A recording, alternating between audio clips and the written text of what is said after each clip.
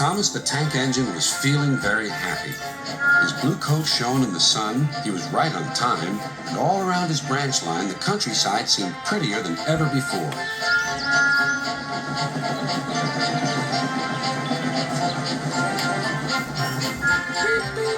"Good morning, Percy," he whistled.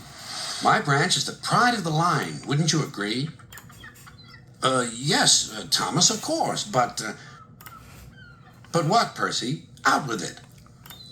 "Well, there is another engine with a famous branch line, too." "Who? Where?" "His name's Stepney. He's far away, but Sir Topham Hatt says he may visit us." "When?" "Oh, someday." And Percy hurried away. Meanwhile, Stepney was puffing steadily along his line. It isn't very long, and that made him feel a little sad. Later he saw Rusty. The little diesel had helped save Stepney from scrap. "Everyone's been so kind. But my railway is so short, and I do miss a good long run." "I think you should tell Driver, too," replied Rusty. "I'm sure he'll understand." Stepney soon discovered that indeed he did. "Do you know, Stepney, I feel just the same way." That evening he had exciting news. "Guess what, Stepney? Sir Topham Hatt has invited us to visit the other engines on his railway. Manager agreed. It'll be a really long run to get there." "Oh, thank you," sighed Stepney. They set off next morning.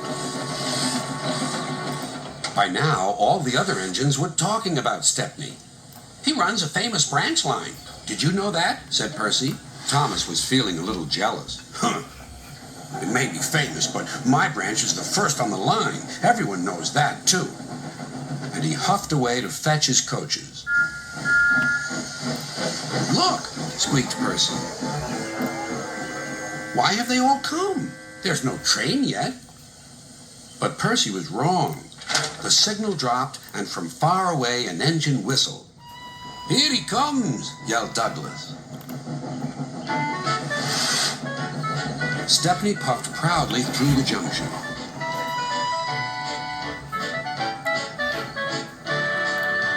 "I hope you'll meet Thomas, too," said Edward. "You both have branch lines to be proud of." Then Stepney set off to help Duck shunt coaches in the yards, and they worked happily together all afternoon. At last Thomas arrived. "Sorry, can't talk. It's time for my last branch line train. Mustn't be late."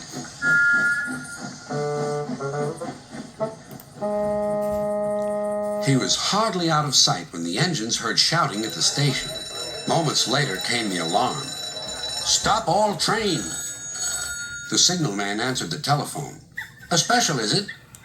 "I see." Thomas was impatient. "Why are we waiting? My passengers are being delayed." "Sorry, Thomas," said his driver. "We're being shunted to allow another train to pass." Soon they heard an unfamiliar puffing sound. There was Stepney with his headlamp swaying and whistle blowing. He gathered speed and disappeared. "Well, bust my boiler," said Thomas the Tank Engine.